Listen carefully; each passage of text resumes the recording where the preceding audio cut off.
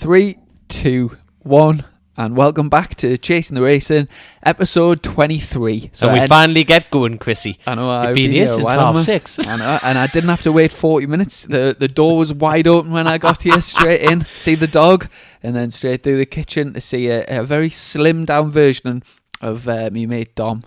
Well, AIDS is a very real thing these days. It's still it's still a problem. It's very catchable. You can tell it's very catchable. You can tell the classic TT's coming up. Like you're making some effort with your diet. I'm making look like Glaswegian smack addicts look fat at the moment. From Christmas, what were you at Christmas? I was just shy of the 14 stone. And then you must be, what, 12-ish? I'm sub 12. Sub 12? Sub 12. It's the lighter you are, the faster you go. But you see, the thing is, I like the good life, Chrissy. Like we all do. At Christmas, honestly, I'd take a bath in butter. I would. I love fast food. Mm-hmm. I love Guinness. Oh, God, I love Guinness. Love it. I miss it. I miss it terribly. But obviously, the things you do to go fast. Priorities. That's it. Well, before we get going, just we'll get the sponsors in, and we're back with Incontango Training. I think they've sponsored the last three or four podcasts. Yeah. And actually met John down at Thruxton, came and introduced himself. So it was the first time I met him. Really nice guy. Did you hand over the mug? You had one job to do. I had one job and I forgot. You're joking. I think he's coming to... Oh, there goes the sponsorship. So Intango, thank you for being such a loyal sponsor. Thank you so much, because Billy Big Balls Chrissy here can't even forget the mug that forgot a mug. I know, I had me one job and I forgot. But a leading finance, risk and treasury consultancy, but more important, bike racing fans. I think for those avid listeners that listen to the podcast every week, they'll bloody know it. They'll know that inside out, and that's what they're paying for, Chrissy. Exactly. That's what they're paying for. And also, we've got another sponsor. When we were down at the North Yorkshire Road Racing Supporters Club the last time for the Jamie Whittam night, a very keen supporter of the club, Helen Davison, wanted to sponsor the podcast, and which is also a personal sponsor of us both, which is absolutely, we can't thank her enough. Lovely, can't thank her enough. Lovely lady. Lovely. Oh, we're changing catchphrases now, aren't we? Well, she deserves that, actually. Changing the catchphrase. She's been a keen supporter of the sport for 35 years. She's been a member of the North Yorkshire Road Racing Supporters Club since its inception. There's a word, mind. She's a keen listener of the podcast. So thanks for the sponsorship, really appreciate it. And we can get on with today's show. So topics, obviously, actually, I really missed doing the podcast last week. We've had a 2-week gap with our racing commitments. You can tell your own school holidays if you haven't got anything to distract you with. I know, but I missed it last week. But please, we're back with one this week, and obviously we've got lots to talk about. Since the last podcast, Dom's been racing at the Classic Race and Motorcycle Club down at Donington Park. The CRMC, if you're down with the kids. And it was that on the 350 and the 500. 350, 500, and we're Yamaha twin. But you see, Bruce Anstey was down there at the same time. He was racing the 250 GP class. And the thing about the CRMC is we're going to have to get Harley Rushton in. There's loads of guests that we can get in, like Joe Barton, there's Lee Hodge, there's Molnar. There's so many names that we race with down there, but it is literally, I'm not just saying this, it literally is the most competitive classic racing in the world. Mm-hmm. And, that's not me saying that. That's from the club's point of view. Across Europe, we have loads of foreigners racing there as well, loads of them. And I turned up at Donington with the Davies lot, and I'm not just saying this, it was just as rammed as like a Thundersport meeting. Mm-hmm. I mean, you tell me, Chrissy, how busy does a Donington Park get? Because it was like all the garages, and it was all the way down at the bottom. That's how busy it gets. I'll have to get myself down one. So we'll have a big crack about that. We've also, the same weekend, I was racing down at BSB Thruxton, so I could talk a little bit about how it went for me, and then obviously about the super bikes and all the big headlines. And then straight to the Ulster Grand Prix, where you've been for the last... Ulster Grand Prix? Ulster Grand Prix? Very nice to be on Mr. Russo. Ulster. So was it the last... Yes. It's past week you've been there, isn't it? It is. I am practically Irish myself these days, man. What I mean? And have a big crack about that. Then we've got a little alphabet game to play towards the end, and we can I'm going to look like a dick. No, which is just fantastic. We can look forward ahead to the Classic TT. Cadwell Park BSB, the MotoGP from Silverstone's coming up, and I think that's all we've got in stock for today. But before we get on with our topics, have you been up to much? Obviously, we'll talk about the Ulster in a second, but have you, aside from the Ulster, have you got any crack from the week? Oh, mate, I was heartbroken. I've had a cancellation today. What's that with cancellation? A work cancellation. How come? A work, I don't know. I must be falling out of favour with a bunch of tree cutters. I've obviously said something on this podcast to upset tree cutters. No, like I got a phone call. I would have been last night saying, "Oh, work's not on." I'm going, "You're joking!" Like the site got shut down out. Like, and that hasn't happened in a long time. Being self-employed, I filled my pants full of shit. I'm not gonna lie. I went, "What am I gonna do?" And it's like, "Oh no!" But bar that. I spent the day going down to see Aidan Robinson. He's been sorting me back out, and I've been to the bank and getting all my little bits of paperwork sorted. But no, it was a very realisation thing. That I tell you what, it must be difficult having obviously like being self-employed, and you know, especially with the road racing where you're going away for this week and you're going away for this week, and you sort of this time of year you're so busy trying to fit work around your racing commitments must be dead difficult, and like to have a job to be able to fit everything around is, you know, really riders must struggle with that. No, that's it. You know, you've hit the nail on the head. Lots of people have got either very supportive bosses, like, you know, Jamie Coward, good friend of mine.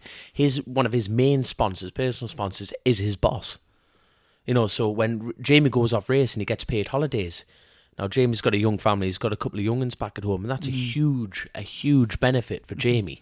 You know, it's a bit like, well, same thing goes to you. You know, you're a teacher. You're about to become a teacher. There's going to be have you put much thought into this, Chrissy? I see. One step ahead. I've actually got a 3-day week job, so I'm going to be working Monday, Tuesday, Wednesday. Doing what? Hold on. Teaching. And then I've got a Thursday and Friday off every week, so it's like work 3 days off 4 days. Which school's this? How on earth? Like, you've just fulfilled every dream of any working class person ever. I tell you what, I want to do 3 days and screw you. How the hell? I'm not intelligent enough to become a teacher, but how have you on earth got that? Oh, we've got Bosco walking in here, everyone's favourite dinosaur, and a Chinese menu. Thank you, Samantha. There you are. That's tonight's podcast. Thank you very much to our personal sponsors, and obviously our sponsor for the pod. But I will be ordering sweet and sour chicken. Tell you what, you'll have to wait until after the classic. You're foaming at the mouth here, aren't you? You've been making all this effort to lose weight. I'll quietly put it on after looking at this bitch. Whoa, yes. So anyway, Chris, yes, back to your fluky job. How on earth did you wangle a 3-day working week? What happens if you spuff yourself? Well, I don't know. Wheeling the class gun. Here we are, kids. I think What's 2 by 2? Do you know what? I think it's worked quite well as well, because if you think about it, having a Monday, I'm going to click for all my bank holidays as well. So there'll be loads of weeks where I only actually work 2 days a week. So, hey, not bad, eh? How have you done it? How have you done life? You know what I mean? You've got a gorgeous girlfriend. You're good looking. You're insanely fast on a motorcycle, and you've somehow wangled 3-day week, potentially 2-day week job where you're going to be successful. Well, this is not about motorcycles anymore. This is about life lessons. Now, come on. And you'll eat the Chinese, you know, all our listeners, you'll eat the Chinese and you won't even put an ounce of fat on, right? I've touched the menu for 5 minutes and my face is swelling up, right? So that's how, like, you have a metabolism of a racehorse, don't you? What? Just out of interest, what do you get from a Chinese? What's your favourite dish? Oh, God, the cardboard, because you eat the cardboard after all the grease in it. It's great. Absolutely great. I tell you what, the best thing about Chinese, though, is the little pots. Hey? With that, you know, the little plastic pots. You don't get that with pizzas, do you? You put all your nuts and bolts in. In a Chinese, wash them out, nuts and bolts, you know what I mean? Put your M5s, your M4s, M3s. Recycling tips, saving the planet. I tell you what, my dad, right, for years, is, you know, golden syrup. You know, golden syrup. You know, the metal tins. Aye, yeah, My dad looks like a diabetic when you go into his garage. Literally the whole back wall. He's saved every golden syrup tin. Now, you think about how long it takes to go through a tin of golden syrup. My dad's like Benjamin Button. He does not look the age he does. He looks like a younger Bruce Willis. And when you look at his timeline in his garage, it's all golden syrup. Yeah. But there you are. That's a bit. What's it called? Upcycling. Where Upcycling? I think it's recycling. It's like recycling, but Is that what making hippies something. making something of your old shit, basically, upcycling. There we are, you see. All about learning. So anyway, back to motorcycles. And this week, did you get to see MotoGP at the weekend, last lap? You don't watch bike races? I was very close to lying to everyone here, but I haven't seen a bloody thing. Have you not seen any of the repeats or anything? Or Nah. Honestly, mate. Not a thing. As far as last laps go, one of the best ones I've seen for a few years. You're gonna have to picture this for me. Went down to Marquez versus Dovi. All race, it was them two at the front. And then they both sort of did a stint leading. Then going into the last few laps, Marquez made his move. Dovi stuck with him. And then on the last corner of the last lap, Dovi stuffed it up the inside of him. Literally the perfect move. Like, was it dirty or was it? No, clean as a whistle. Ran right to the edge of the track. But last year, it was almost exactly the same, but the other way around. Marquez did on Dovi. But when Marquez dived up the inside, Dovi got the cut back and beat him. This time, Dovi dived up the inside, but didn't dive. It was like fine enough that he didn't overcook it and give Marquez a chance to undercut him. So absolutely superb move.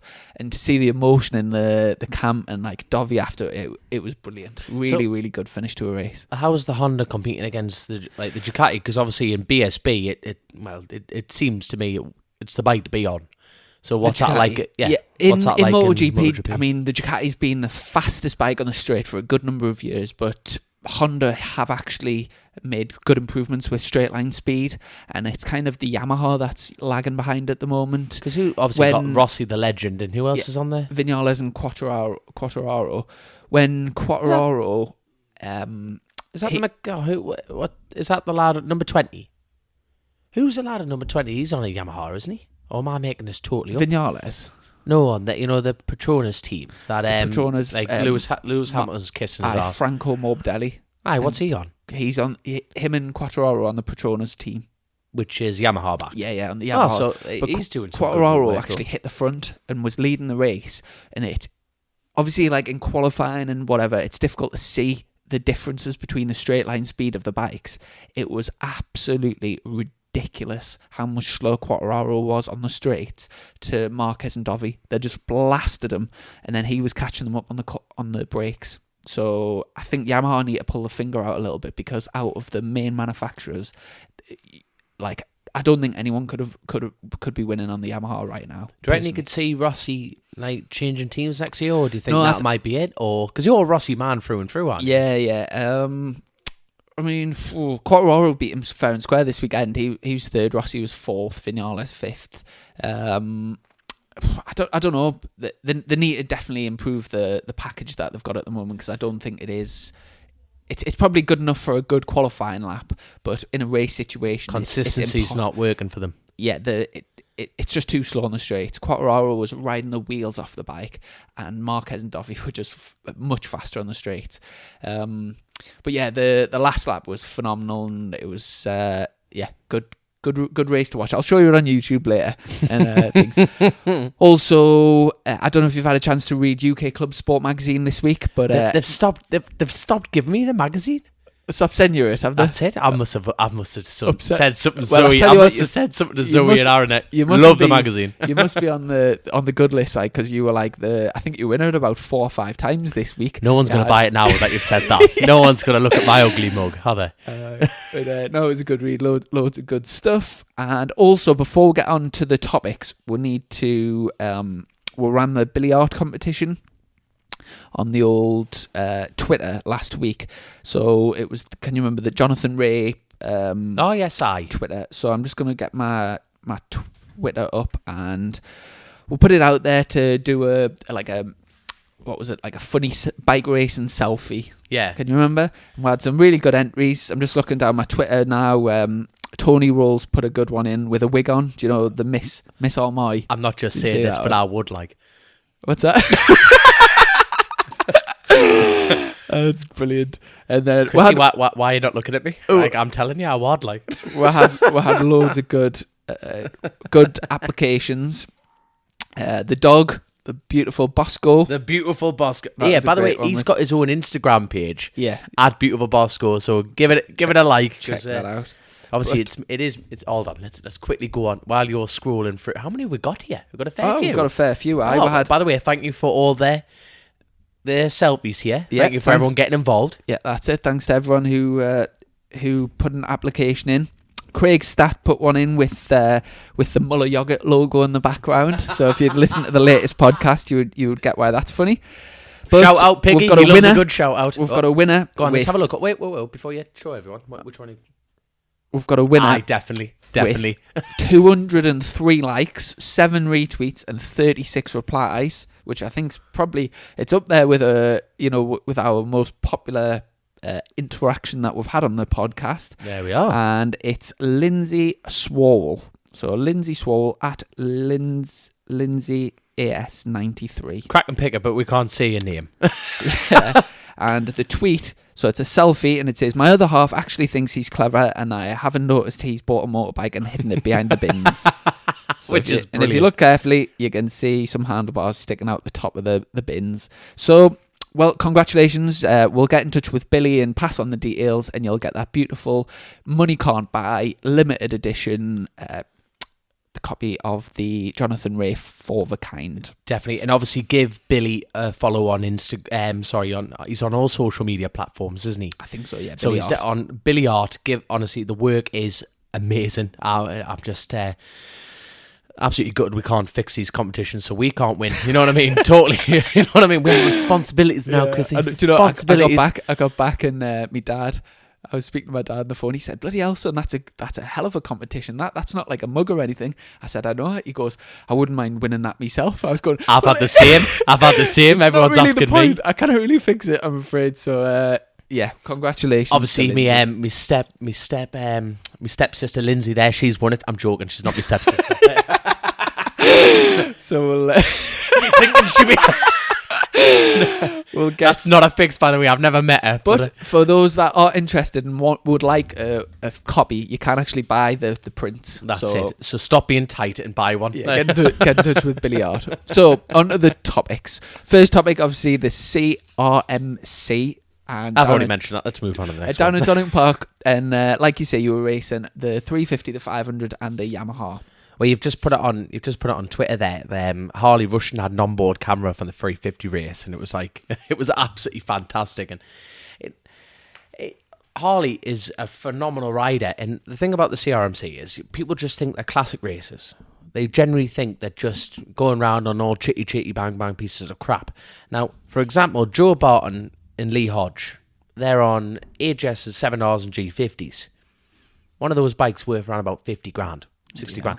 A short stroke 7R engine, Chrissy. Guess how much an engine is? Just have a guess. I'm tempted to do that thing where you just totally overestimate and just kill the story. Yep. Commit, young'un. I don't You know, try and- 200 grand. 200 grand. Well, I tell you what, you fucking idiot. Aren't you? You're an idiot, aren't you? You think you're clever. No, but a short stroke engine from one of those is 19 grand. Bloody hell. Like 19 grand. In my opinion, why didn't they round it up to 20? But anyway, they want to be over the top with their price. But all these things are hand built.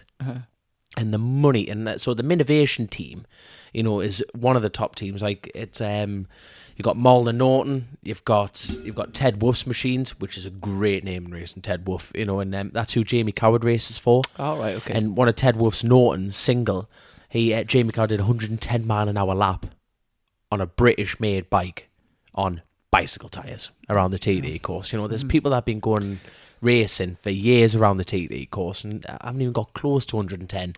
And Jamie's done that on a 19... Oh, God, I'm going to get this name totally wrong. But it's like a 60s... It's incredible, really. Oh, isn't it's it? 50s, 60s Absolutely replica. incredible. It is unreal. So do you know a lot of the lads that are competing there and a lot of the bikes... Do a lot of people use the CRMC as a warm-up for the classic TT? So a lot of the same lads and same bikes. Definitely, there's like one of my brother-in-law, he hasn't quite asked me eldest sister to marry, but he's an idiot if he doesn't, because his sister, Heffin, either Welshman. No, he tries to get to that, but I'm not just kidding. The CRMC is like British. you know, the pace of it. If you look down the times, like the top 6 are within the same second. And it's just so close. Really competitive. It's so competitive. You know, even Bruce Anstey went there to get his license ready, and like you say, he's using that to get ready for the Classic TT. Obviously, you know, Bruce has not been a very well lad, and you know, It's great to see him back in it. I tell you what, it really is, because he's tough. He's tough as old pair of boots, isn't he? You know, he's been suffering with illness, you know, for a long time, and he's fought it back, and the lad can turn up. He's won TT Superbikes since then, and he's, you know, 120 mile an hour lap on a 250. Yes, it's a Clive Paget rocket ship of a 250, but you've still got to hop on it and make it go. And you know, Bruce Anstey can get the job done again, because the last time I saw him prior to this, you know, he actually put on a lot of weight. You know, he has chemotherapy. for the chemotherapy. You know, he's battling it. But when I saw him last time, he's thinned right out. But he's done that for the racing. You know, last time I saw him, he was shoving in donuts in his face, walking down the paddock with his dog in one hand and the wife in the other hand. You know what I mean? He was just living you know, he's just trying to pile the weight on. But now he's back to his racing fitness, big smile on his face, and he's got the time for anyone. And it just shows how important Bruce Anstey is to the sport. Legend, isn't he? He really, now think about it, there's not many people like him. Well, you know, you look at James Hillier, he's on the same wavelength. You hear nothing. Well, UK Club Sport, you were telling us, like, they've actually put it in the last edition. That's it. Hillier Watch. Hillier Watch. You know, it's the same thing. You know, these lads just appear, you know, and I'm one of them people that whinges about lack of track time. And we talk about this in the earlier episodes. These lads literally do a couple of things a year, and that's it. And then the 133 plus, and you're thinking, where the is that come from? I know. Bruce is a great example of that. Not doing BSB or the club racing or anything. He literally turns up. He does the TT, classic TT. He does his two. Well, you have to do 6 meetings to get a mountain course license. Yeah. So that's like 3 weekends really. You have to get 6 signatures, and they do the bare balls minimum. And they turn up, and they are podium finishers and capable of winning TT. I always thought that was the dream job, really, Bruce Anstey, because, you know, if you think about it, he does those few weekends to get his license, does the TT, like, did he used to do Macau and Ulster Northwest? Macau, there's like a few events in a full year, and then off that makes a good living. But does he though? You know, I think that's a subject for after the season. We've got a lot to discuss. But what I'm learning more and more when you get into this sport, and you could really fill us in about certain teams in the BSB paddock, especially my teams, how much money there is actually all floating around. You know, does Bruce actually make a healthy living from this? You know, like John McGuinness's and everyone like that. And you're thinking, I don't get paid to race bikes. Do you get paid to race bikes? No, that's it. You know, we do it for the love, and you know, I race for a privateer team, and so do you. And you just think, I hope Bruce does, because there was a GoFundMe page at one point for Bruce to get him back to the classic, and you just think, like you say, that would be the dream job. Turn up, you know, 3 times a year and go race and then go home.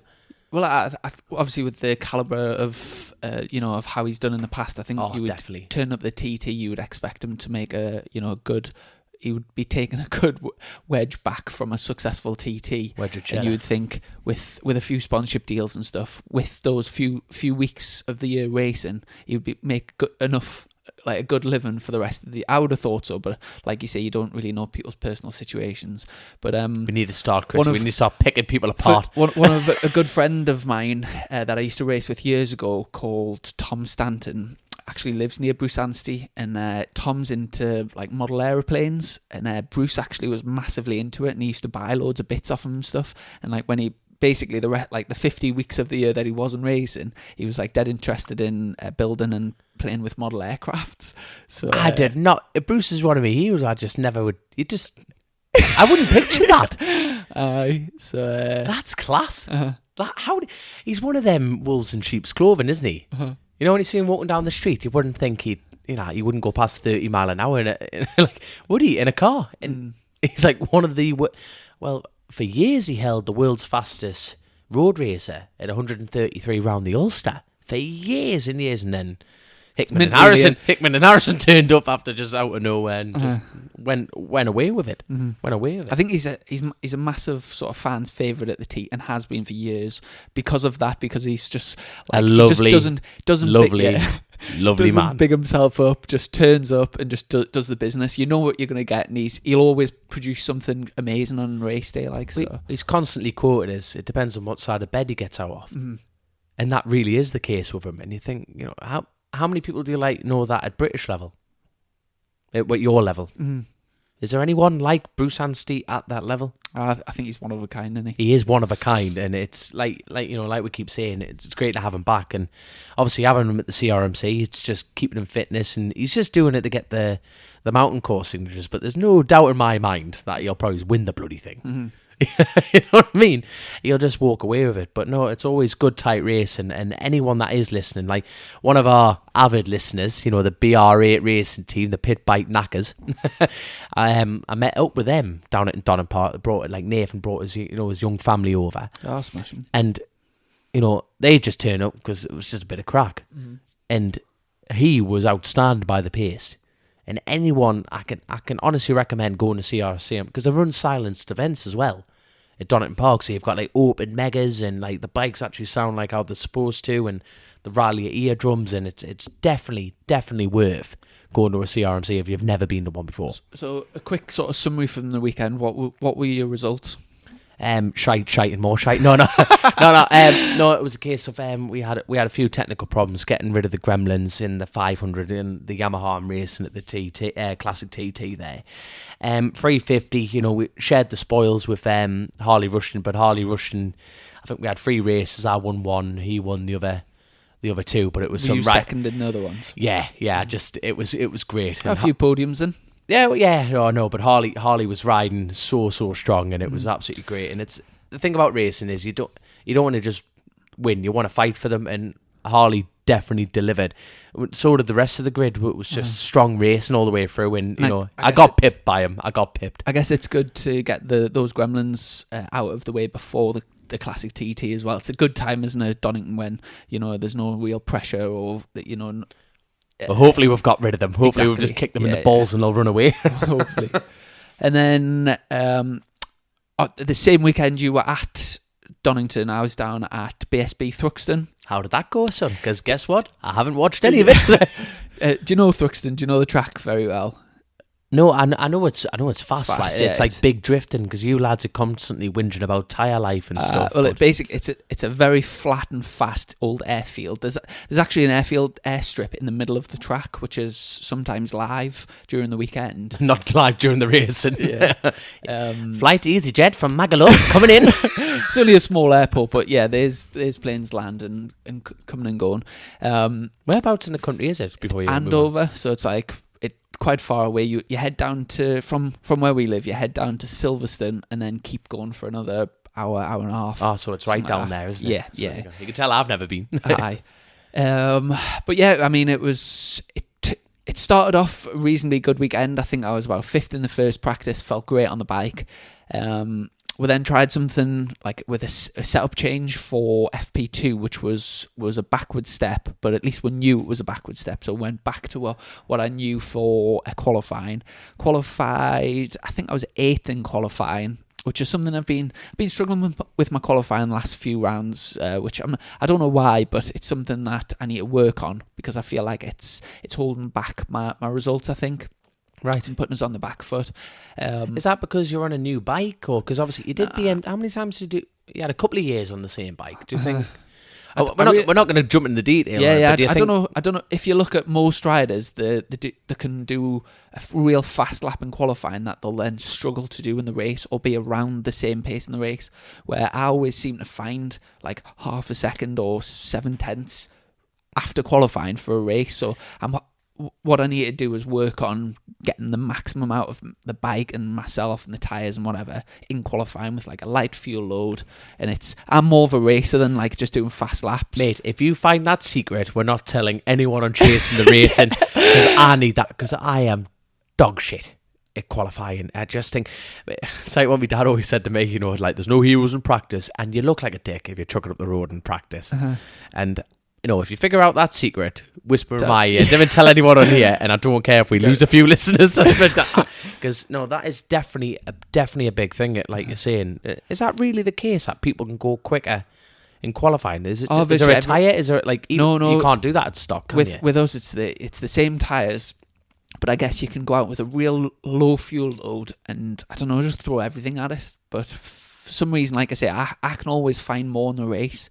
But a lot of you're people, hungrier, do you think? No, but you're like, you've got to go. You've got to get the points. I'll let you know when I work it out. Definitely. But the race itself was a disaster for me. It started off...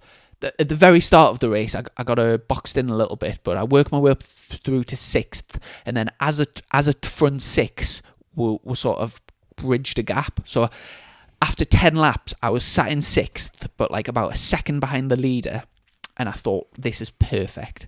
I felt like I was Thruxton's always all about conserving your tyre, so if you shred your tyres early on, you're absolutely snookered at the end of the race. How many? So you're like picking the bike up. It's a one. I think we were doing 1/16s. No. I mean, miles wise. I don't know. I would say over 2 mile, like 2.4 miles, something like that. And how many laps in a race? We did. I think it was. Was it 20 laps or 16 laps? I think it was 16 laps 16 on laps. Pagellis. And basically, after 10 laps, I thought, this is perfect. I thought, I'm looking after my tyre. I'm sat on the back of this front 6, and then give it a few more laps, and I'll start making progress. And I was in my head, I was aiming for a podium, and I really felt inside like I was capable of doing it. And then it was just like the grip from the rear tyre. It didn't like slowly go off. I hit about lap 10, and it just dropped straight off. And I went from doing like the same times as I actually did the fastest lap of the race, which what turned out to be my downfall, because I pushed on hard at the beginning to catch up that top 6. So hold on, and obviously shredded my tyre. You did the outright fastest lap of the race. That's mint. I know it doesn't. You don't get any points at, and it fucked my tyre. I'm going to big you up though. You know what I mean? Yeah. Balls anyway, it knocked me tyre, and I went and. The last couple of laps, I just dropped off like a cliff. And so from being in the top 6 and like sort of eyeing up the podium, I was miles behind. I was something like 4 seconds slower on the last lap than the leader. Bear in mind, I did the fastest lap of the race. So quickly go through the results. So I finished 9th in the end, which has been obviously our worst result of the season. Hold on, how many people compete? Look, I know it's upsetting for you because you're a podium man and you can win. You can win, but let's just remind all the people like the rest of the world here. How many people are in this race? I don't know, 30 40 people, and he's whinging his tits off. He's in the top 10. Wind your neck in, princess. I'm joking. It wasn't a good race for us. And, no. But obviously, I learned it's a difficult one. We go to Thruxton once a year. In practice, I was doing 16 laps on tyres, so I thought to myself, right, this is what the tyre's going to feel like at the end of the race, like banging in 17 flats, and so I thought, right, I've got the pace at the end of the race, but obviously pushing on early on in the race, I must have used too much tyre. And wait, do you reckon you can get tyres delaminate and tyres do this? Do you think that could have been it, or do you really think it was just you pushing a bit too hard straight off the bat? Like I said, I really felt like I was conserving my tyre. And I felt like I was picking it up. I wasn't spinning it. I was being really conservative, like giving time away to the lads in front in order thinking of my tyre, but it just didn't work out for us. So it wasn't like I wasn't thinking and I just went balls out early on and then messed it up. I thought about the race. I'd calculated the race, but I'd calculated it incorrectly and messed it up basically. So if you want to be at the front, that's what happens. Yeah. Quick technical question before you divert the subject. So at a track meeting like that, you're trying to preserve a tyre. Now, does traction control help with that? Good question. Usually I don't run much traction control, so usually you want the bike to move underneath you. I pretty much run hardly any. This one I actually tried to run traction control to conserve the tyre. So to answer your question, I don't know if that helped or hindered, to be honest, because it was cutting in quite a bit. That could have been loading up the rear. Yeah, loading and unloading and maybe tearing the tyre. I really don't know. But did you run that different to what you did in practice to what you did in the race? I tried it in practice and then I ran it in the race. So All right, I so don't know. the plan, something happened between all that. We need to get a technical guru on to answer that. I presume running more traction control should. I mean, it's Save designed to try and help the tyre wear, but I don't know. We'll have to get a guru on. You don't run any traction control. I was about to say, do I know any gurus? Not a bloody thing. No, full whiskey boy. Open Anyway, it up and go. In the elite, in the main class, good racing all the weekend, tight racing. Andy Irwin, Glenn's younger brother, got his maiden victory on the Honda, which was great to see. And in the second race, Brooks Road, absolutely amazing. It was a 3-part race. They tried to run at the beginning. It got red flagged for, I think it was a crash, the first one. No, it started raining. Then they ran a second, 10-lap dash, and Glenn Irwin crashed and put his bike on fire in the middle of the track. And then on the new Tygo bike, so they had to red flag that. His new job, and he set fire to his bike. Exactly, and then they had to run the race for the third time. So it was like an 8-lap dash at the end of the race, and Brooks won it by over 4 seconds. Absolutely just annihilated everyone. Scott Redden had a good, strong weekend. He was on the podium in the first race, but he basically going into the last chicane at Thruxton. There's you're braking around a long right, and then it tightens up, goes into a chicane and onto a straight. Redden got pushed wide and sat it up, but there's if he'd read the final instructions before the weekend, if you run straight on in a race, you had to be at least a second slower through that sector than an average lap of the race. So you basically have to sit up, and you're obviously not allowed to gain any positions, but you can't go through at the same time. You've got to give at least a second. Right? It was just the rules. Redden put his hand up, rejoined, but he didn't really lose any time. He went through at a normal speed. So he got given the long lap penalty, which is being invented this year. So far, I'm a fan. I think the long lap penalty's good in certain situations because, for instance, if you've overtaken on a yellow flag or a tiny little infringement, giving you a 30-second ride through penalty I think it's preposterous because the crime doesn't commit. Sorry, the crime doesn't. The punishment doesn't fit the crime. Doesn't fit the crime. Thanks. So the long lap penalty is a little penalty, which it still gives you a fighting chance of getting a result in the race. However, so far I would say it's been in good positions around the track. So on hairpins, it was at Druids, it was at Turn 2 at Snetterton, it was at the second last corner at Silverstone. All of them, I think it worked well. However, Thruxton, I thought it was a really poor decision of where the long lap penalty was, and it says that as a rider we're in control of when we come back on track, it's our job to rejoin in a safe manner. However, where they had the long lap penalty coming back onto the track, if you were taking a wide run into I think it's turn 6 or 7 or something, turn 5, is it? Basically, Thruxton, you come down into a complex, there's a right, left, right. Okay, all three of them are 90-degree corners. And what it had is you go round the right, and then you go round the outside of the left.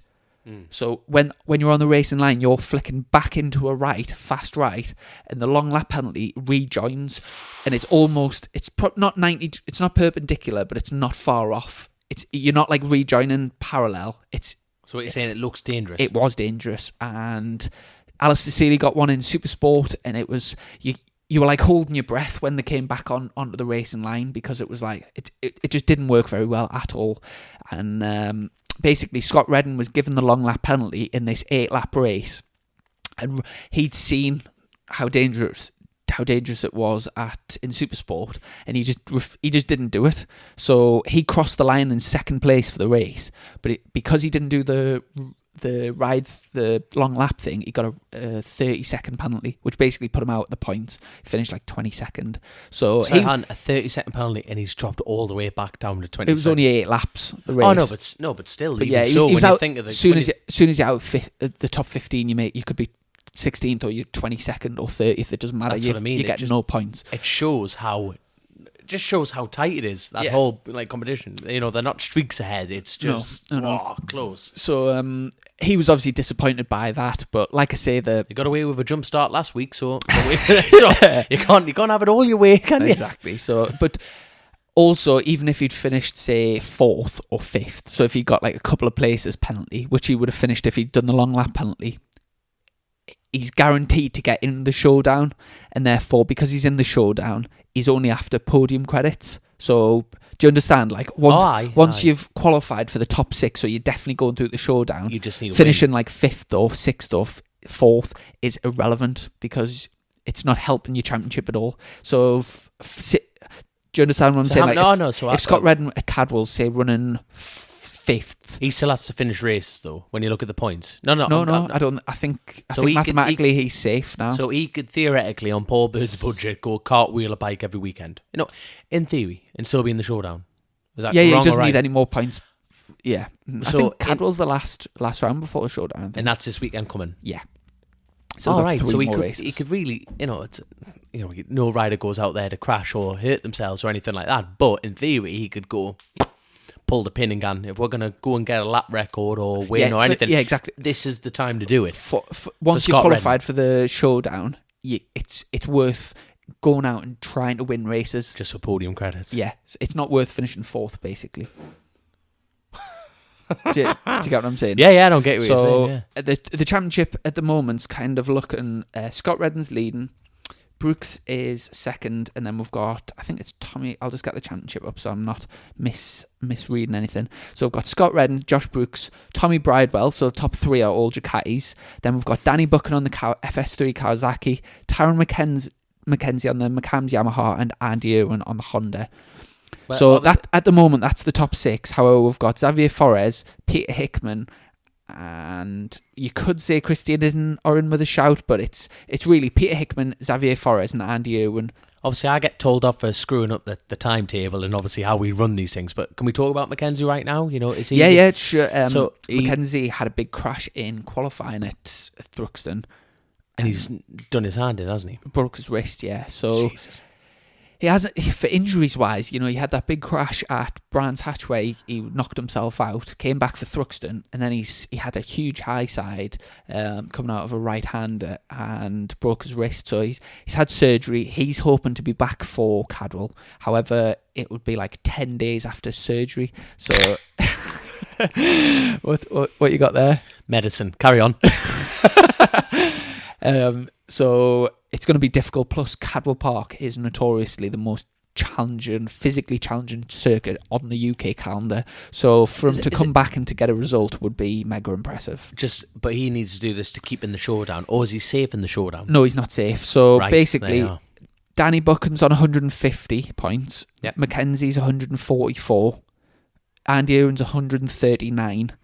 Forés. Andy Irwin's done. That's consistency for you. Forés is at 132, so it's really close between the Honda men. Then we've got Peter Hickman on 123. Now Peter Hickman's really strong at Cadwell, so you'd expect him to get some good points. And after what a crack, where did he finish at Thruxton? Where was his times at Thruxton? Hickman. He did really well at Thruxton. I'll just get the old times up. Because we mention this all the time on Chasing the Racing, but confidence is key, isn't it? So, where was he finished on the podium? You could see he got BMW's first podium in the first race, I think, and he got a double podium, I believe. A double podium, and then he's. I'll just double check that so we're not. I did actually watch the race, but don't worry, all our listeners believe us, Chrissy. We could tell everyone would have won. We could tell me that because I generally have no idea. Yeah. So race 1 result. Peter Hickman was 5th. Jason O'Halloran 4th. So. He's back on the game. He's back on the game. Come on. Good. And then in race 2, I remember Hickman was definitely on the podium. Josh Brooks won it by a mile. Andy Irwin 2nd, and Peter Hickman 3rd. Jason O'Halloran 4th again. So good result for O'Halloran. Speaking of Irwin and Hickman, now the only thing I saw on FaceTube was him giving the bird. He was knee down, buried in, flicking the bird. What was all that about? Oh, well, they just had a little bit. Obviously, they're both quite aggressive riders, and I think Andy did. I can't remember who stuck the fingers up to. I think it was Hickman sticking up the fingers at right. I think he the passed one Andy. He passed Andy. Andy undercut him, but touched him and like lifted him up coming out of a corner, and then he got him back and stuck the fingers up. I think that's what it was. But no, it was good battles, and they shook hands after the race. I think they took it in good humour. But basically, I would say the people that I think Tommy Bridewell's safe in third, barring a disaster. I think basically the last three podium spots, the last three of the potential top six, is between Danny Buchan, Tyrone McKenzie, Andy Irwin, Xavier Forés, and Peter Hickman. They're going to be three of those are going to be in the showdown. Now, obviously, Danny Buchan in fourth, he's got the best chance he's on 150 points at the moment. Going into Cadwell Park, I think it's his favourite and his best track. Is it your favourite? Yeah, Cadwell's my favourite. Right. So I would expect Danny Buchan to be, barring a disaster, he should be safe in the showdown. Tyrone McKenzie, like I said, coming back from a broken wrist, about 10 days after surgery, I think it's going to be really difficult for him. The Honda boys, both Irwin and Forés, Cadwell Park's their local track. I think they hired it last Tuesday for a private test. They test there a lot. The bikes will be shit hot. I think both of those they're both riding well at the moment. I think they'll both be reasonably competitive this weekend. And if I remember rightly, I think Forés on his opening time at Cadwell Park got a couple of toes off this experienced road racer there. They're testing his ZX10, I think. I heard he's got a big dick as well. And don't believe everything people tell you. I showed him the way around, Chrissy. You know what I mean? Following your lines, he's bound to have a good weekend. And then obviously Peter Hickman, like I said, he's coming in good form. The Smiths Racing, got a lisp there. Smiths Racing BMW is coming on strong, and I would expect a really strong weekend from Peter Hickman. So let's just tell you what. I'm sure the calendar. So they've got. I totally. While you're searching for that, right? Uh-huh. You know how R1 have brought out. Yamaha have brought out a new R1. You know what the Kawasaki have done with R10 RRs. Someone's telling me they're bringing out a new Honda. Have you heard about that? Yes, the V4 for next year. I don't know if that's out in the news, but I think Honda are bringing a new superbike out, V4. That's what I've heard fresh from the rumour paddock.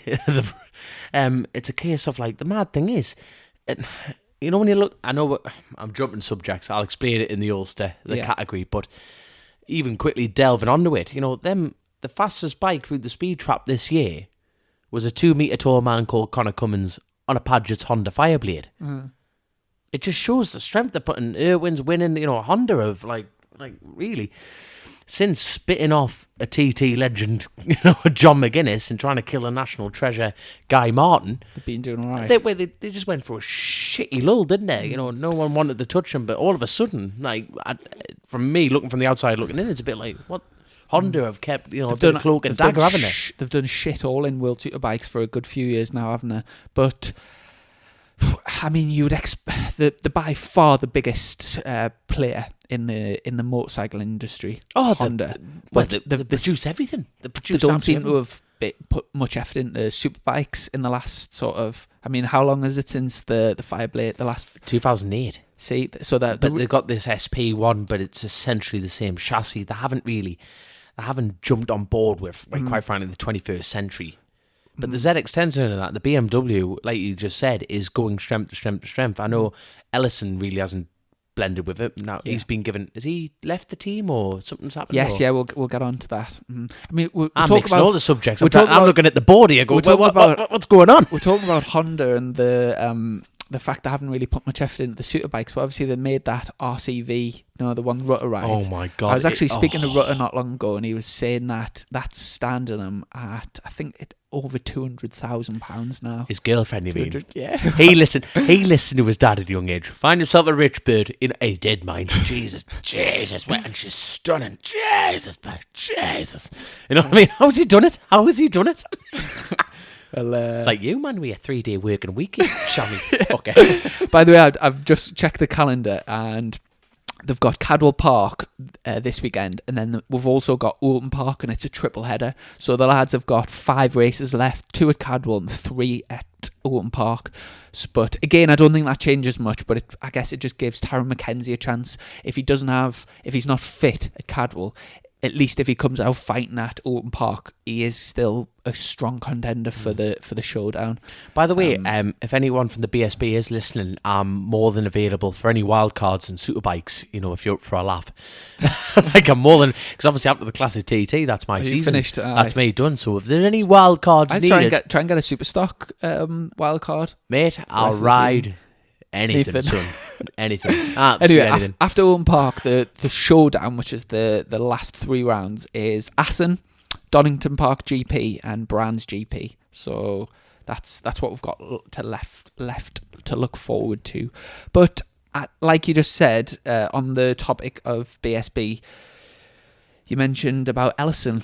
That's been quite a big talking point in the media, and I was actually speaking to James. I think it was sometime last week. He's a small man as well, isn't he? He is small. I tell you what, I would actually love to get James on the podcast at some point, because he's had a massive career. He's raced in America, MotoGP. He's far from. He's no more going to motorcycle. Oh, absolutely. Any stretch of He's one of the imagination. most unluckiest people to not win a BSB championship, because there's been so many years where he's looked like the man to beat that year. He's been winning, and then he'll get a massive injury, or he's finished second quite a few years now. Was it Brands where he went into the wall at like absolutely flat track? Was that him? Was it last season? I can't remember. Hey, I can't mind on.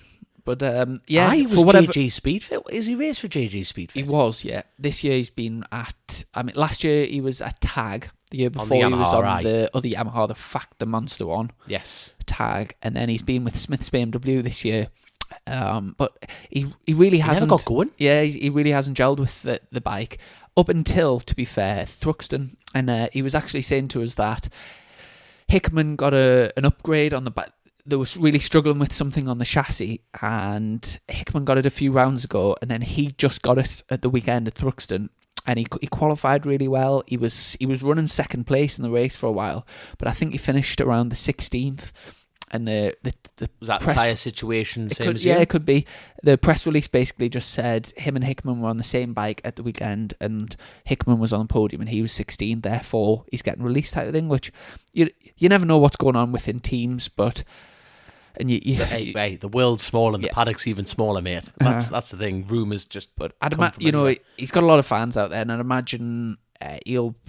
Well, I hope to see him back out for the rest of the season. I think he should be able to get a ride, and will hopefully get on a bike that he's feeling confident on, and end the season strongly.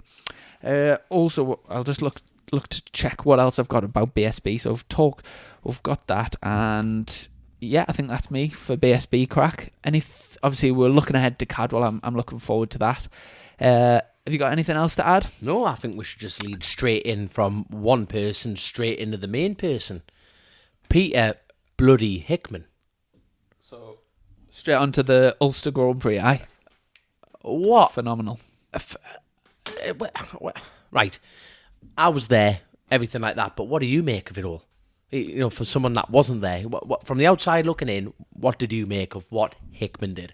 Yeah, I've never been at the Ulster. You've never been to watch? No, I've never been to watch. I did catch a few of the races here and there, but I didn't get a chance to really follow it closely. But obviously I've seen the headlines, I've seen onboard videos of his 136 mile an hour lap, 7 out of 7, to me it sounded like a sort of dream week for him. He is really riding the crest of a wave at the moment. Things are going well for him on the roads, and at BSB he's got a chance to get in the showdown. He's the highest BMW again this year. So I mean, yeah, he's just world apart. Did actually try and get him on the podcast, which would have been perfect for tonight, but I haven't had a reply. Well, let's face it, the whole world wants a piece of him at the moment. You know what I mean? He'll be a busy man, but hopefully we'll get him he did actually reply saying he might be able to sort it, but if we can't get him on tonight, we'll get him on. That's the thing about Hickman, you know. My personal opinion, Hickman, right? He's one of them people that you would love to hate, but it's impossible. Mm-hmm. He was that kid at school he's a bit like you, really. Got all the birds. He was good at PE. He was good. He was good at languages. He was nice to everyone, and he's one of them people that you think, God, I hope you're an arsehole. And then he's like, oh, hello, you all right? And you think, you're a lovely person. And you're like, he's just such a nice guy. And you think, how is someone so fast and so nice in the same breath? Mm-hmm. He really is. He's the perfect ambassador for the sport, and he's got time for everyone. And you just think, we'll try and get him on the podcast. I've got loads of questions from myself, so I think it would be a great interviewee. But you see, well, even when we're like, he would be absolutely brilliant. There's so many questions that we could ask him, but well, let me give you the sum of it. Peter Hickman made everyone else look slow, and that is just unreal, absolutely unreal. You know what I mean? And the news and the way that the whole world's trying to do it is make up this huge rivalry between like Dean Harrison and Hickman, and like we were just saying, the pair of them are just really good friends, and the pair of them are just so professional, and they don't lower themselves again trying to slag each other off. They're both unreal. But the realistic fact of it is, it's like, well, the truth of it is, it's like Rossi turning up to Donington Park and me turning up on my moped. You know, you've got me, and then you've got Rossi, who was MotoGP. You know, Hickman, when was it? A couple of weeks ago, or a month ago, he went and put it on the front. Was it the front row or the front? Fourth at World Superbikes. Fourth at World Superbikes. The lad is an unbelievable talent on a motorcycle, and he's got some seriously good backing.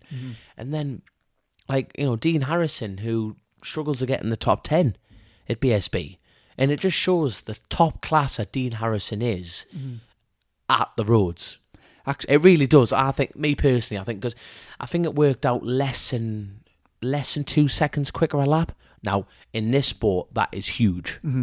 Is huge. But when you think Dean Harrison is going less than 2 seconds, and like Pete Hickman is on brand new machinery, you know, the ZX10 really isn't developed. You know, these new 10R, it's just the internals. You know, there's nothing. The chassis hasn't changed. You know, the bikes haven't really taken a humongous step forward. You know, what Hickman's doing is phenomenal. He has really taken a brand new base bike, and he's just elevated above everyone else. And I guarantee think that the engines are still stock on those BMWs, I think. Are they though? Do you really think, like, you know, he went through Dean Harrison like a cheap slapper on the kilo, and he's like nearly 2 meters tall, that lad, you know, and yes, Dean Harrison's bike is phenomenally quick, but, you know, there's no way that bike's stock, in my opinion. And if it is stock, I'll be going to buy a BMW. Yeah. You know, if that's the case, you know, if Hans and Fritz from Germany there can build something like that to pass a ZX10, a genuine ZX10 superbike, well, why wouldn't everyone go buy one? Yeah. We'll have to, like I say, we need to get him on the podcast, because there's too many things to ask him. It really is. There are loads of questions. Before you keep going, like, it just shows how good that BMW is, mind. When you think Lee Johnson was the only man this weekend who took it to Peter Hickman. Did you watch the races? Yeah, I've seen little bits of them. There is a clip, right? If you look on BBC Northern Ireland, it is a phenomenal race. Absolutely. Him and Hickman are just passing each other everywhere. On the big bikes or the Super Sport? No, this is on the Super Sport. Well, I've just retweeted a little video of it and then a Hardy Breed put a flyby, and it's like they're literally like almost kissing each other. Absolutely unreal. You know, the Hardy Breed, he puts a lot of work into like stalking everyone. He does a cracking job of it. But the footage he got from them two were just hammering near all the way around. But that's my point, though. You know, when you look at disciplines in the class, you know, Hickman is a full-on superbike rider. When you watch the footage, he is trail braking whilst holding corner speed, and his connection to the throttle, the faith he has in that traction control is phenomenal. He comes in Leithamstown, which feels like it's like a first gear right hand turn, and he just sits it on its ear, and when he's on the ear of it, he's crack. He is full on bang. It is 100% throttle, and the thing just pulls away like a train. And then do you know what you're saying about like sort of Hickman and Harrison? So when they're both, say, at BSB, and they've got a bit more room to like make a mistake, so I guess without the risk of crashing or seriously hurting themselves, they've got the they've got the potential to push on a little bit harder than maybe they would risk on the roads. Hickman, you were saying obviously Hickman's like battling towards the front of the field, so like podiums and whatever, and Harrison's around the sort of 15th position. With the news that Glenn Irwin's going to be doing a full road season next year with the Tygo squad, obviously when Glenn's riding at his bike, when Glenn's riding well on the short circuits, there you would say ability wise, Glenn and Hickman are more similar. Would you say? Totally, and that's down to experience. Like really, when you think Harrison hasn't done a lot of BSB, no, but when you look at his riding, he is absolutely doing phenomenal. I'm like a big Dean Harrison fan, and his riding is come on leaps and bounds, and that is sheer riding experience. But even down to your question about like run off and safety and everything, that doesn't matter. That really doesn't matter. The last thing you think, if you thought you came flying around a corner and think, I'm going to come off, you wouldn't be riding around there. He's just thinking, as a professional rider does, he's just thinking, go faster, faster, faster, and he can work with more damaged tyres. He's pushing the limit all the time. That's like me picking up a chainsaw. I can pick it up and just go. He's just constantly on a bike all weekend. But no, in essence, to your question, the pair of them won Macau Grand Prix, Irwin and Hickman there. And I honestly believe, if Glenn Irwin won't be able to beat Hickman around the TT course, because that is just down to sheer experience. But Glenn has won round the Northwest a fair few times, and I'm not sure if he has won round the Ulster. He was riding the Gearlink bike, but he's been around the Ulster Grand Prix before. Yeah, I think he qualified well, but I think his bike broke down in the race, didn't it? There we are. I can't really remember. But there's no doubt in my mind. There is no doubt in my mind. If, like you were saying before, he's in the top 10 again. He's been struggling for that. Yes, he Hendrixed his bike and set fire to it. But if anyone's going to push him next year, it really is going to be Glenn Irwin. And that is just down to sheer ride time and experience. And like Dean Harrison, like my hat goes off to him, because to put it blunt, a proper road race and all this, but Dean Harrison started off in the Irish scene, supporting race series, and he, started off privateer, then RC Express and everything. He built up to it. But no, I think the future is looking good. I think Glenn Irwin is definitely going to take the fight, but you can never, ever, ever rule out Dean Harrison. Yeah. I think, you'll go into the remainder of this season after what he's done here, and I think he'll just get right. It's time to crack on with the job. It really is time to crack on with the job. Speaking of the big dogs, what was the crack with MD at the weekend or the week? Was he declared unfit to race, or was he struggling? No, he got the green light to go. And now, obviously, I know I've been to see, like I mentioned before, I went to see Aiden, and there's different degrees to fractures and breaks, and there's stabilisation not, and like I keep meaning about media hype. He might have said one thing and someone's taken it the total opposite, but the lad has definitely been through a lot, and I think have a rest of the year off. He might be at the Classic TT, I'm not sure, but there's a man you can't rule out. There's always a man you can't rule out, and if he packs in, he packs in. If he doesn't, he doesn't. I don't know why Dunlop went home, but he didn't miss much anyway with the rubbish weather. But while I'm on talking about the Ulster, I think they've done a fantastic job, because last year it got cancelled due to the fog, and they needed it this year. Yeah, and they put on. It's like quite a small club, isn't it? It really is. There's not a huge amount of people, but it's one of the biggest international rounds, and fair bloody play to them, because they got all the races out there. It's always hitty missy conditions, which makes it really difficult to ride in, but they got the full timetable in. And there wasn't any major red flags, which is always brilliant about road racing. Sarah Boyes, she took a good rattling, and she obviously get well soon. There was a couple of Gareth Keys came off, he was uninjured, and there wasn't any major red flags. Obviously a few bits of the track, but no, all in all, fantastically well run Ulster Grand Prix. Oh, fantastic! And obviously you were there competing. I've seen a video of a little start line incident where you bike packed. You did a bit of a John McPhee impression, where your bike packed in on the grid, and you were very, very lucky. And if you haven't seen that John McPhee video, like Chrissy shared it on the Chase and the Racing page on Twitter, there, you have to go watch that. That is a full on evacuate your pants moment. Your bowels have just left you. So what happened with you? Oh, it was a case of no, went out and qualified on old tyres, and we've learnt a lot with the team. I learnt a hell of a lot. Everyone else is going out on brand new tyres, and they're getting the good qualifying in. And I matched me personal best. We're just shy of it, shall I say? Just qualify. Match me personal.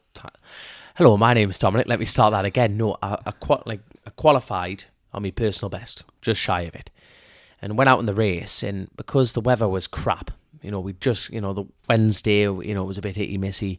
The Thursday, I kind of went, right, brilliant. This is my only chance for the year to improve, because every event I've done today, I've improved on. Which you should do as an improve. As a rider, you should keep going out all the time. Of course it is. And I just said to myself, this is my time to smash my personal best. I'm more than capable of it. It's all there. Everyone else is doing the same. Thinking, right, this is my moment. No bother. So anyway, set off down out the pits. Engine management light comes on.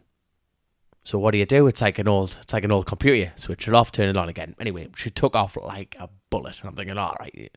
Just, no problems. Little, bike's fine. Look down, no oil, you know what I mean? I didn't want to put anyone else at risk, so I just double checking, looking down. No problem at all. Did my warm-up lap, came in the pits, obviously they put the sandstorm, which is meant you have to go watch. To put dance music on before you get going, and it's meant you just proper off your tits, hey, off you go. So sitting there, fired it up, engine warning light comes on. Oh shit, so he's about to hit he's got the engage gear board pointing at the lights. I turn it off and on again like that, and then I'm sitting there in gear looking at the lights. Bike cuts out on us. Shit. Obviously in no situation you have a stall or anything like that, the first thing you have to do in the ACU handbook and everything is identify that you're a really, really big hazard. So stick your hand up, but I tell you what, my hand wasn't up for long when I thought, this is going to hurt this. And lucky for me, no one clattered us, because they do 2 waves at the Ulster Grand Prix, because obviously it's mass start. You're going a kilometre long at 200 mile an hour. They can't just send off 50 lads in one hit, so they split the wave. But I qualified on the 3rd row. there was enough people to scare me anyway. I was like, oh my God. But I learned a lot from that, Chrissy. I learned a hell of a lot of that about my attitude towards racing, because I instantly got deflated. I went, well, the weather was coming in predicted shite on Saturday, and it definitely delivered the shite weather. And I just went, oh, there goes my chance for the year. You only get one crack at these events. And I put my head down, and which was wrong. We had, we put some good times in on the 600, had some good fights and everything, but it was just no, the big bike. And then went out in the wet, and I enjoyed the wet racing. And then the clutch was slipping like Bambi on ice. I was absolutely devastated. The first race, she held the line lovely. We fixed... Is this on the 1,000? On the 1,000, So, fix the engine management light problem. That wasn't a problem again. Brilliant.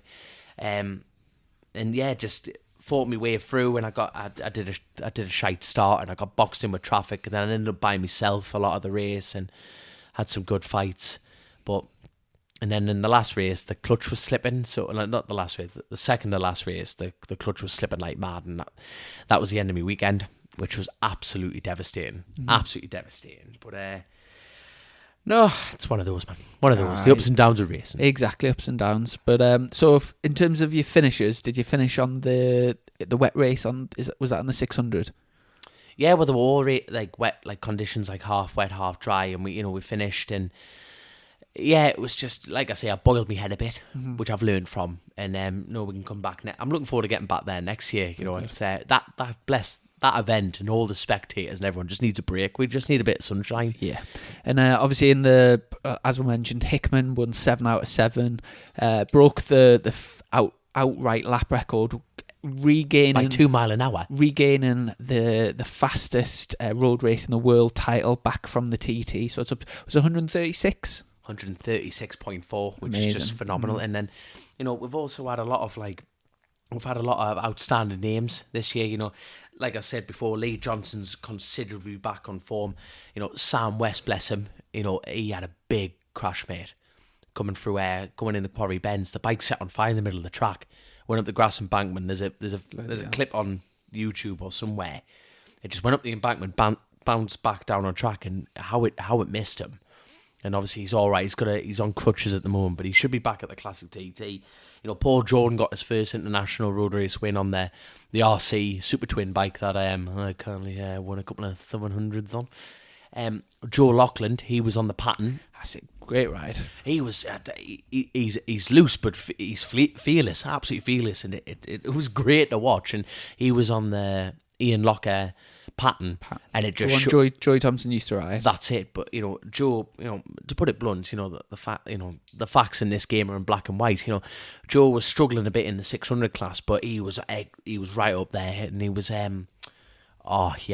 what's his name, man? Christian Elkin. He just pipped Joe for the win, and you know, Paul just pipped Joe for the other win. So he's had an outstanding Ulster, absolutely outstanding, and it's just been all over mixed results. But obviously Hickman just stole the show. And my personal favourite bit is Philip McCann. Never met the man, not one bit. But every time he get interviewed, he always mentions how he won 500. I've won 5 in one day. Every time you put that lad on the telly. Won 5 in a day. Move over, sunshine. Hickman's here. That's 7. It's get out me fucking way. 7. Which is good, man. Which is good. So anyway, we're gonna have to get this wrapped up, son. We're gonna have to go to bed. I've had enough. Let's call it one. Before we get off home, we've got a quick game to play. So I was hoping we're gonna get away with this. I actually thought about this game. You know, when we very first started the podcast, can you remember my granddad had a stroke? Yes. How was he doing? He's doing all right. He's still in like a hospital thing, but yes. He's doing all right. But with his sort of memory taking a bit of a hit, we've been playing games with him, trying to get him to think about things. And one of the games that we were going through the alphabet, and you had to like list cities or famous people or whatever. So I thought we could have a game. We'll go through the alphabet, and you've got to say surname of a bike racer. So it can be past or present, any class, any level, but we'll just have to go through and see how far we'll get, right? Yeah. So like if one person starts, obviously A, then B, C, whatever, go through it. Okay? Surnames, just surnames, right. So do you want to start or should I? Oh, go on then. You start. I'll start. So A, Sean Anderson. Bautista. C, Caracazzulo. Who the fuck's that? He raced in World Supersport. Fuck yeah, you could have my pants down on this one. Dovey. E, Ellison. James Ellison. F. Franco, the young'un, the British talent.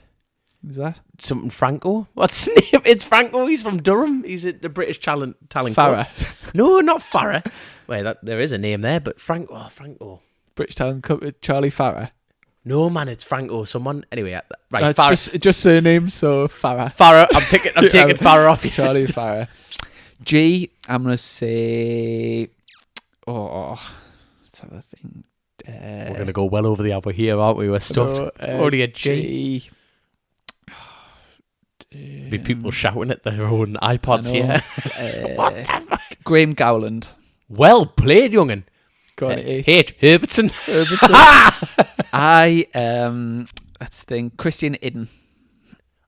G. Oh my god. I can think of one. Oh, you smart. G. God.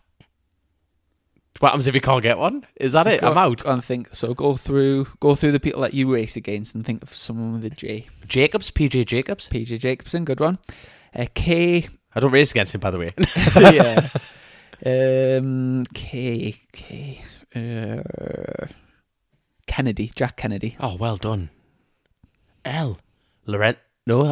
Lorenzo. Yeah. Hold on. What's his first name? Jorge Lorenzo. Jorge Lorenzo. Right. M. I'm gonna go with Mackenzie. So Taron Mackenzie. Yeah. N.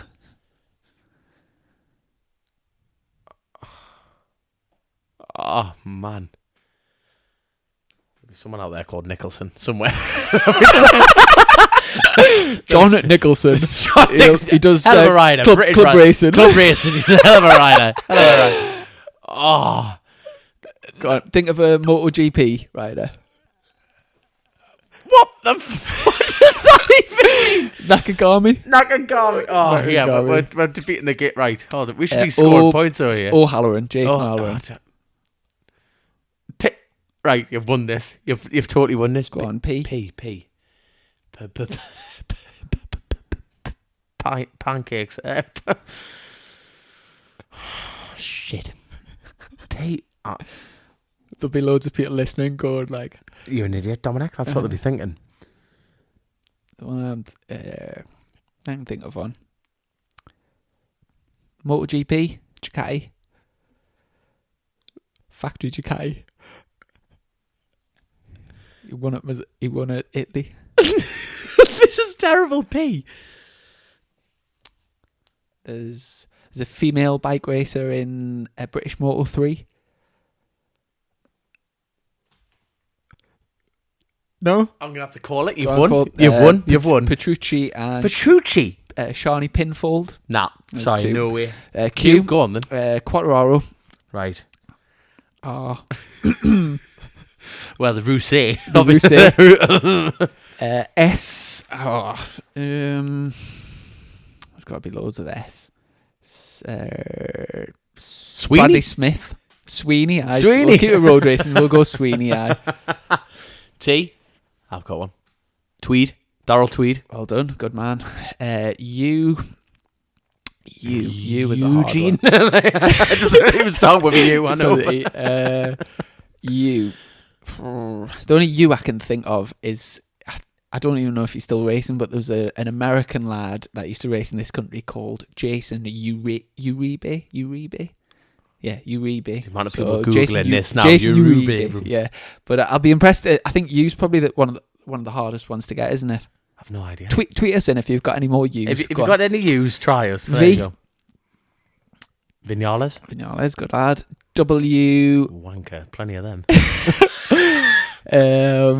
Josh Wainwright. Well done, youngin. X. Can you think of any? Xavier? Dr. Xavier.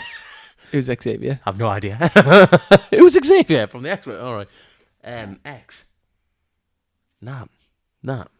French name. Trying to think of a Xavier. Xavier Denis. Is there not? What's his name? X-Man. Wolverine. Yeah, I don't know. X. Like, okay, we can't get X. What about Y?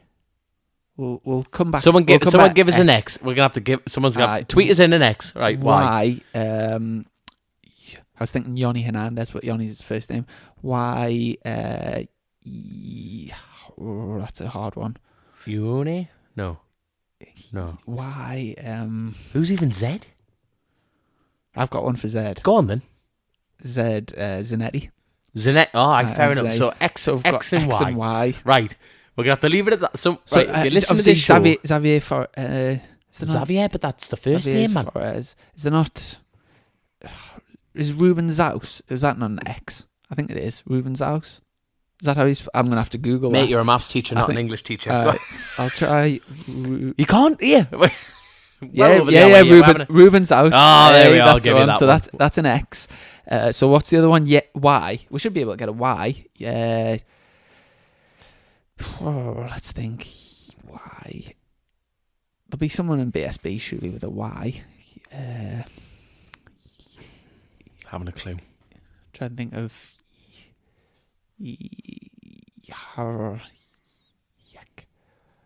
Oh, come on. Y. Think of road racing. Anyone in road racing begins with Y. Superbikes. Chrissy, we're going to be here all night. We're going to be here all night. I tell you what, tweet us in with a racer with the surname beginning with Y, because that's the one we've been struggling on. We're massively struggling on, so everyone's falling asleep listening to this. So everyone wake up. You're going to have to get off the bus, the train, or go to bed. Do whatever you're going to do right now. Anyway, they are. Well, before we shoot, obviously, massive thanks to our sponsors, Incontango Training and Helen Davison for the podcast. Oh, quick personal shout out, massive shout out to Eileen Davies yet again. She's helped me out massively and love the letters. Keep them coming in. So yes, carry on. And thanks to all those who have been given 5-star ratings on the iTunes and whatever. Really appreciate all the support. And if you can spread the word, if you go on podcasts, you can press share podcast, and then you can send it on like WhatsApp or text. So please spread the word as much as you can to anyone that you think might enjoy the podcast. And also, the final thing we've got to say is the club that sponsors both myself and Dom, the North Yorkshire Road Racing Supporters Club's got a massive night coming up with the Texas Tornado, Colin Edwards, and he's going to be joined by the fastest road racer in the world, Peter Hickman. So that should be a great night. It's at North Allerton, and it's on Wednesday, the 21st of August. So is that next Wednesday?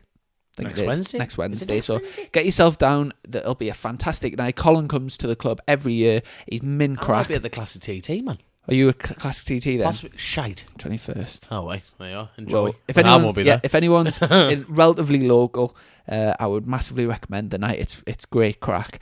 And are you away all next week? Yeah, pretty much. So Classic TT coming up. That's next and final round for me. So right. Well, very best of luck with that. Hope it goes really well. And good luck at Cadwell Park. So we'll miss next week, and then we'll get our next podcast in, which is going to be the final podcast in Series 2. Even though we've done it in series, but it doesn't really matter. But every 12 episodes, we're going to have a year break after this, so enjoy it. This is the last one. Suck it up, kids. Suck it up. Episode 24 coming week after next. So we'll have a great week. All the best at the Classic TT, and we'll catch up soon, Dom. Catch you later, young'un. Cheers, mate.